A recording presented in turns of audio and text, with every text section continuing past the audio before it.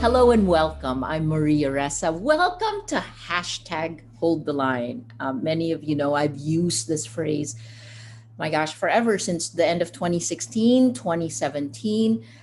This series looks at how people define the line that they don't cross in their lives, right? Where on this side you're good and this side you're evil. And somehow crossing it is transformation, it's transformative, right? So I like talking to people who are in the process of defining the lines in their lives. It's connected to our values, our identity, how all of that creates your world. You first heard from Sunny Shue in Myanmar. He was in the middle of deciding to hold the line in Myanmar. And then we did a director series, and this is the third part. You heard from Lana Wilson, Jeff Orlovsky, and now Ramona Diaz. Directors are fascinating for me because the lines they create for themselves uh, create the world that they create for us. So, on the hot seat, Ramona Diaz, who I've has become a good friend in the last few years because she has really, like, every time I've asked a question, she slides out of the frame. And now she is firmly in frame. Ramona, it's good to have you here. Hi, Maria. So this is really the first time that someone I've filmed extensively is interviewing me, right? It's the first time. So this is a first, Maria. Uh-oh. She has interviewed me for other things, right? So the films that you've had, and I'm gonna start there before we go to A Thousand Cuts, right? The Imelda, uh, Motherland, Don't Stop Believing, or Don't Stop Believing, then Motherland, and then A Thousand Cuts. If I were to take these films together, what do they show about you? Why these films? Every film I make, I think is connecting me back to the motherland, right? Because although I live in the US, all my films are produced in the Philippines. So it's sort of like a yearning for the motherland. Trying to understand what's going on in that country, and in the process, of course, unwrapping that for a bigger audience, for really a Western audience. I'm trying to decode what happens in the Philippines for an audience beyond the Philippines. So that's basically what I do. I'm a storyteller, but I'm drawn to the stories that have characters that are about to where like watershed moments are happening in their lives, right? That's when I enter a person's life, which is really interesting because they let me, right? I'm always surprised when they say yes.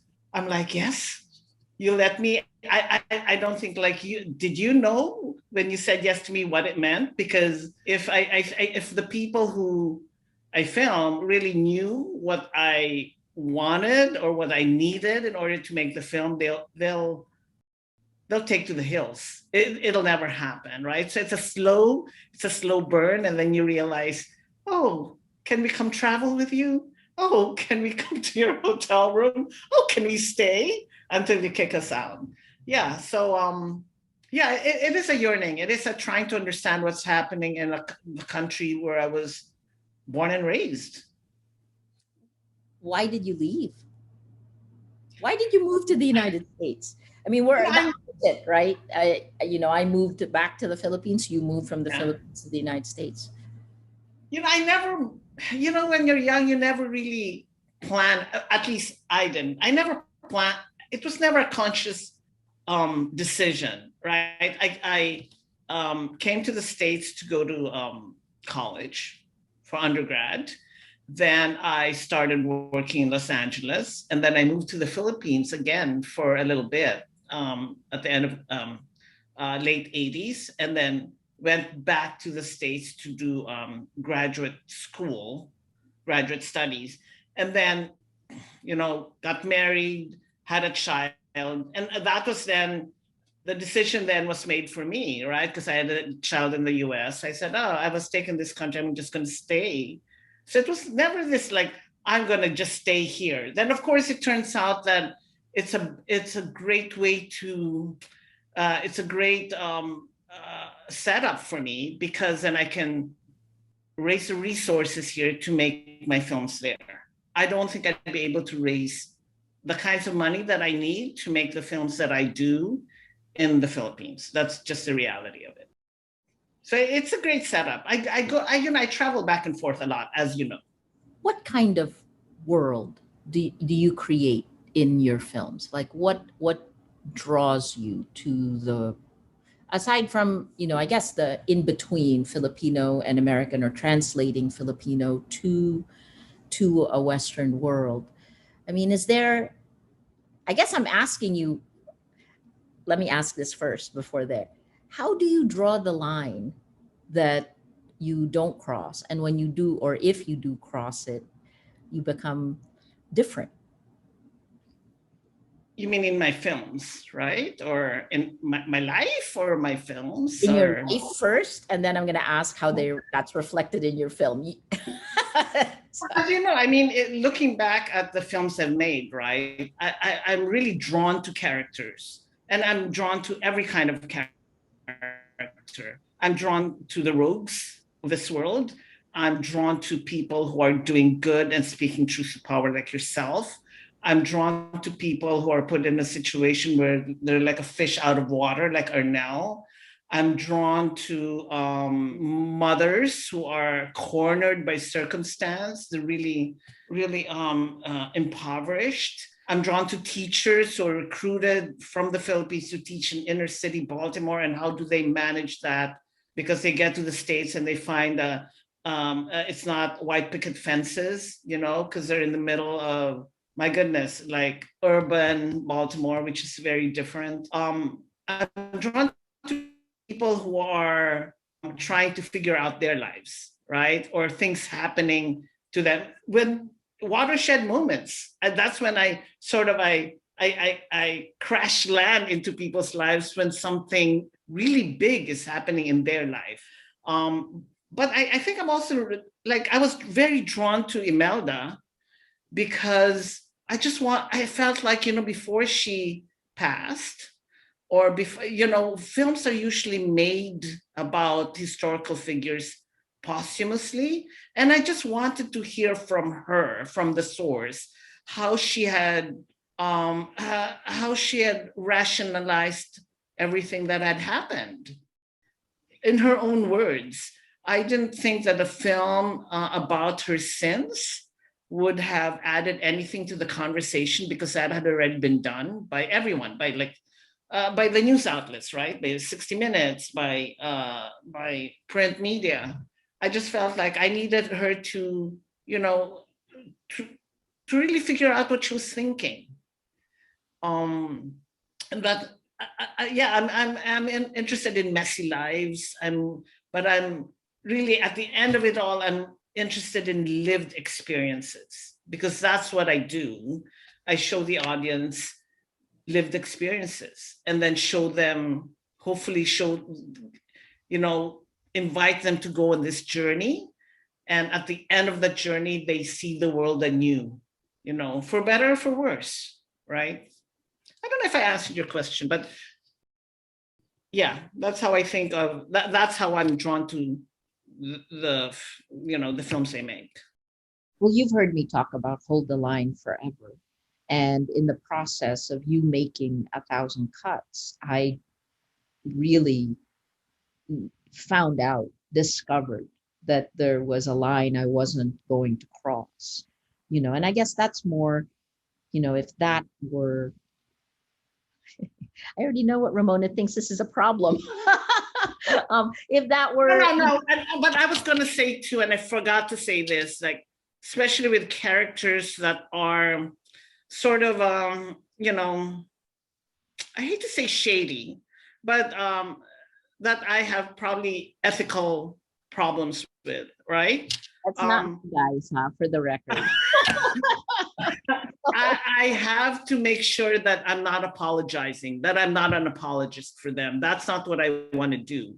I want to I want to examine the nuance of people. I want to go get to the nuance of the characters, but neither do I want to be an apologist for them. I'm very, very careful that I don't do that. Well, But on the, on the one hand, right? On the other hand, I also don't want to do hagiography, say of you, right? So, for example, so it's somewhere in between, and so hopefully that is the intention. Whether I'm successful, sometimes I am, sometimes I'm not, but that's always the intention. What many don't may not know is in 2004, I was still with CNN, and I had heard Ramona was going to be coming to Manila. I put in a request for an interview on Imelda, her film. She turned me down for an interview. So in 2018, when she was, or 2017, when she came to the office to ask if she can follow us around, my first question was, "Oh, I remember you, Ramona. Why did you turn me down for that?" And the answer to that question has spurred a huge debate. Why did you turn me down for that, Ramona? I was in the Philippines because Mrs. Marcos was suing me and my distributors. There was a temporary restraining order on Imelda because she accused us of invasion of privacy and sullying her good name. Okay, I'm like, great. So I flew in. I was in the middle of a really hectic film festival tour. I think I flew in. I was on my way to Sydney, but they said, you got to fly in, you got to show up in court and defend the film. So when I land, all these people want to talk to you. I saw your name. I'm like, Maria Ressa, CNN. Yes, of course. Because then, you were CNN. I knew who you were. I knew your work. I'm like, wow, that's really great. And then someone whispered, well, she doesn't really like the film. She has issues with it. I said, I'm so tired. I wanted to talk about the litigation, but not litigate my film. I just didn't have the energy. I'm like, really? Tell her I'm busy. So I turned you down. I did. And then when you brought it up in 2018, when I was asking you to be like part of 1,000 Cuts, I really didn't think you'd remember. I really thought, my God, like, right? She meets so many people. There is no way she'll ever remember that. The first thing that came out of your mouth was, I've always wondered why you turned me down. I'm like, should I acknowledge or should I not? Then I said, what's the point of not acknowledging? That would be stupid. And that's why. And the reason I turned it down was I just didn't want to defend the film. I just felt like I had been defending it for the past year. And I'm like, and I'm just so tired. It sounds stupid now, but it was really like, I'm just so tired. And Maria Ressa, really? She doesn't like the film? Then I'll have to defend it in front of everyone on CNN. Oh, forget that. It's like, I'm not doing that. But and that spurred this debate, which connected to what you just said. And the debate is really, where is the line between good and evil? And you talked about the difference between not apologizing for somebody who's shady and not being PR for someone who's doing something good. But with Imelda Marcos, and I think that was part of it. And this has been a debate we've had. Where do you draw the line when the moral, when there's a moral reality that as a person you disagree with, when silence is complicity? I don't think I was silent. I just didn't think that like I said earlier, I didn't think that a laundry list of her sins was helpful or was going to add anything to the discussion. I just thought to show her in all her glory. And I gave her enough rope in a way to hang herself, right? I mean, that's how I saw it. At the end of the day, I am the director. I make those decisions of how to put together her story. And I knew people were getting it. I knew it was landing based on the critics, but I knew that people who were her fans were became a bigger fan because then they saw Mrs. Marcos everywhere, and you could hear her actually defending everything she did. Whether you believe it or not is up to you, right? She's also a very unreliable narrator, and I think I made that very clear in the film, right? I mean, really, did Irving Berlin really write a song for her so she could sing it with MacArthur? I mean, truly, but in the film, in the context of the film, you doubt it. And it's appropriate to doubt it because she's so unreliable. And I think unreliable narrators are tricky. They're tricky to work with. But I think I was very careful. And you knew where I stood at the end of the film, right? Even her picture graphs, right? The way we filmed it, the fact that it's fast motion, and do I believe in all the pictures and the Pac-Man and all that? Not so much, right? I thought it was wacky. And I think the way we presented it was in a way wacky, but it was a way to get into her mind. How does her mind work? And her mind is a big maze. You can't really, you get in it and you can't get out. And so that was the whole idea, you know. um yeah, but I felt like in the end I made the film that I intended to make.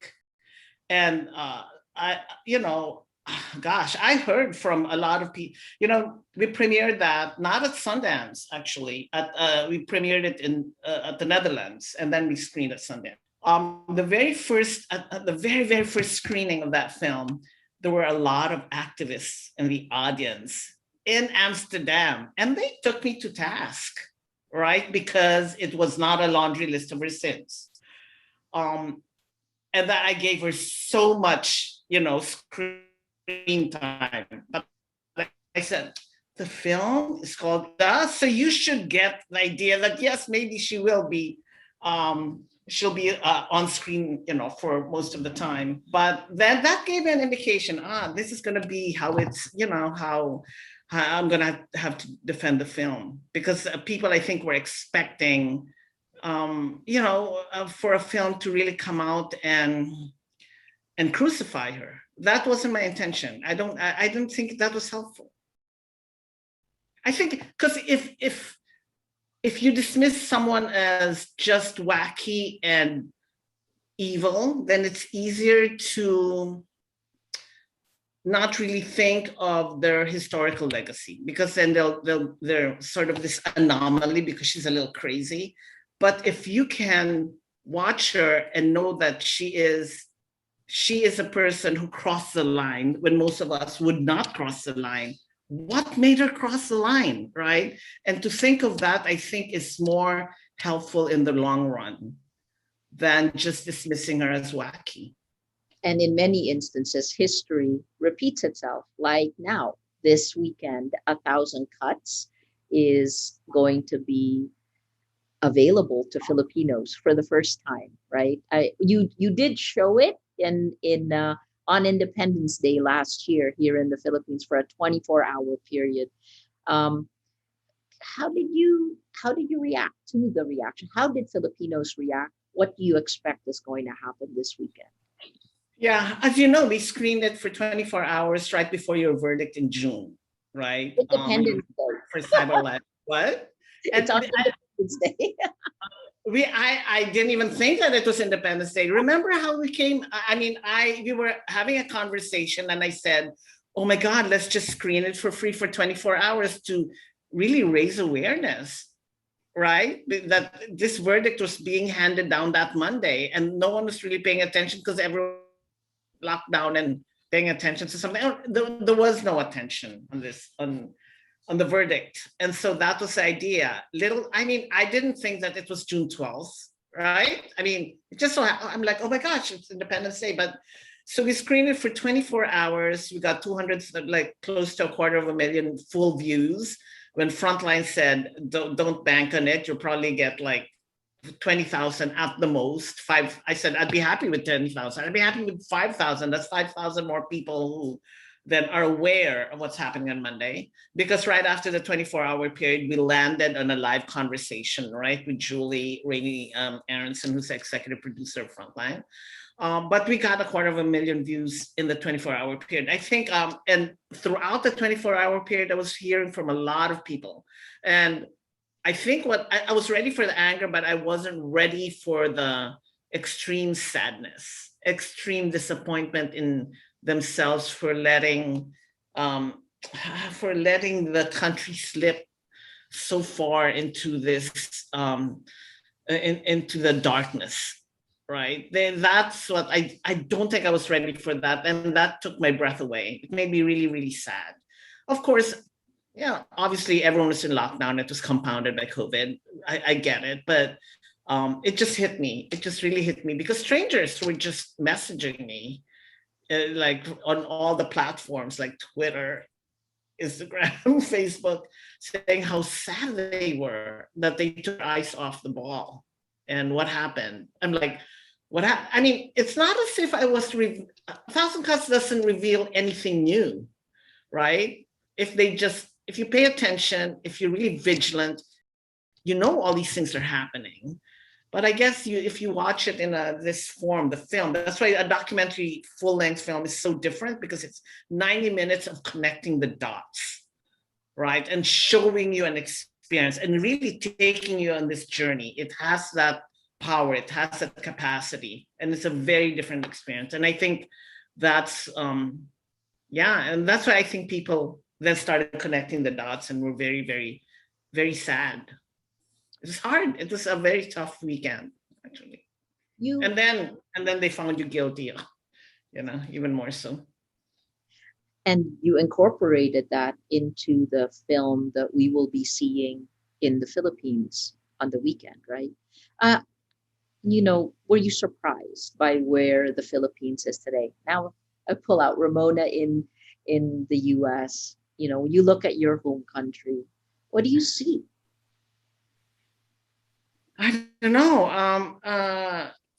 Killings, right? Reports of killings, of Bloody Sundays, of impunity, of a lockdown that doesn't seem to ever lift, of a vaccine. What's happening to the vaccination? There's no plan for COVID.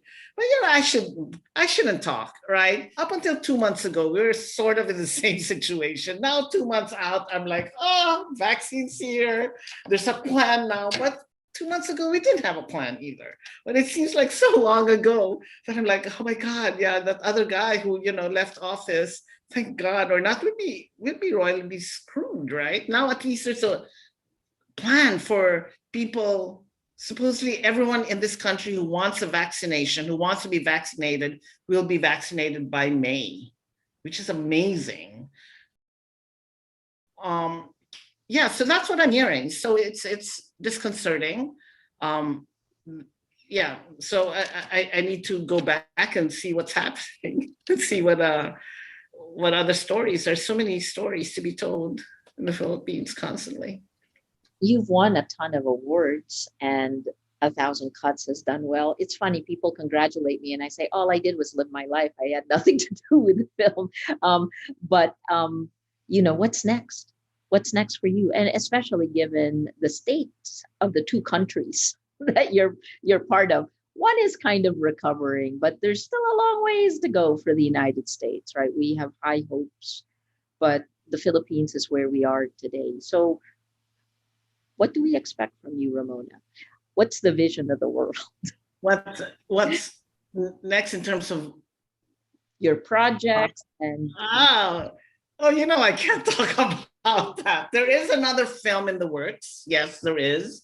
I really can't talk about it. I never usually talk about the films I'm working on because I like working under the radar. Otherwise, it's not helpful to constantly talk about it or even being on people's radars, right? I really have to work under the radar.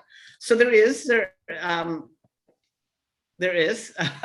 We're gonna start probably this year. So yeah, but I can't really talk about it. One of the things that I tried to do the entire time she was shooting was to drag her into the film because Ramona would ask the questions, but always she has taken it out. Other filmmakers will include themselves in the film, right? Why? Why do you choose to do that? I don't think I have a, that's always been my style. I think I'm very present in my films in terms of where the um, where I choose to point the camera. Right, you feel a presence, I think, in the film, but there's no need to hear me. Right, there's no need to hear my questions. If we can cut around it, then I'd rather. Sometimes we can't, then you hear me, but seldom. So my intention is to be a fly on the wall. But as you know, that never works because we are not flies on the wall. We are, you see us all the time. Whether you ever forgot we were there, I don't know. Maybe just got used to us. But the idea is to just really be part of the furniture, be part of your life, whatever happens. So but it is a crazy way to make a film because we're always standing on the precipice, right?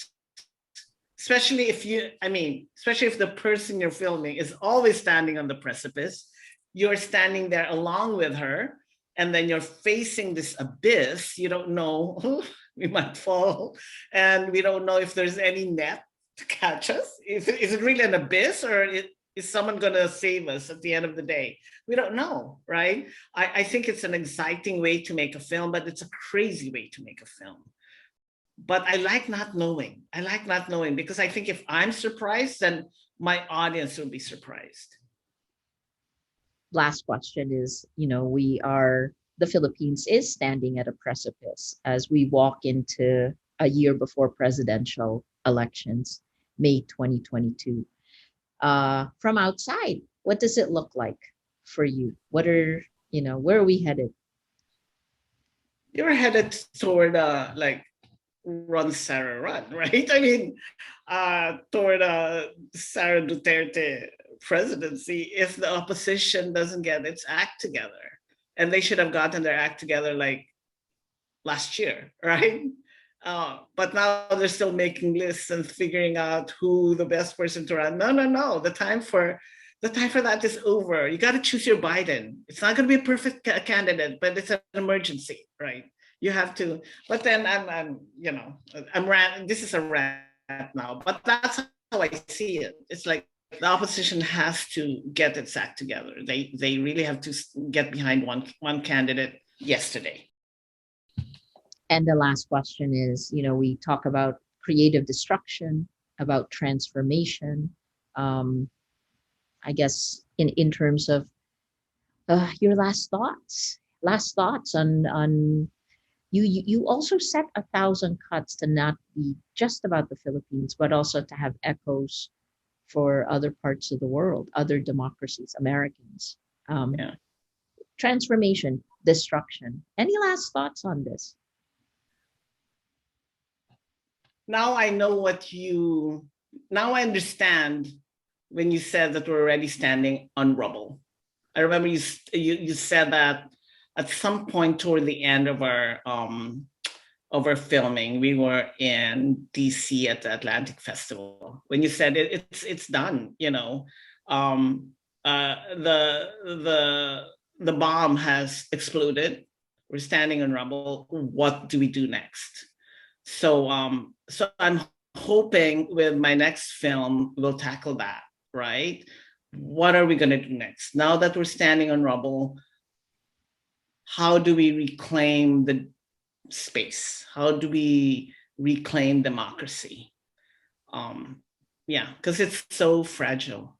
Democracy is so fragile. You have to be really vigilant. So how do we get back to that? Because we can, as the people, it's possible. But everyone has to wake up. It has to be a tipping point. Everyone has to just. It has to actually be an 86 moment, right? Meaning 1986. Not my Fantastic. last. Thank you. Ramona Diaz, hashtag hold the line. Thanks so much for joining us. I'm Maria Ressa.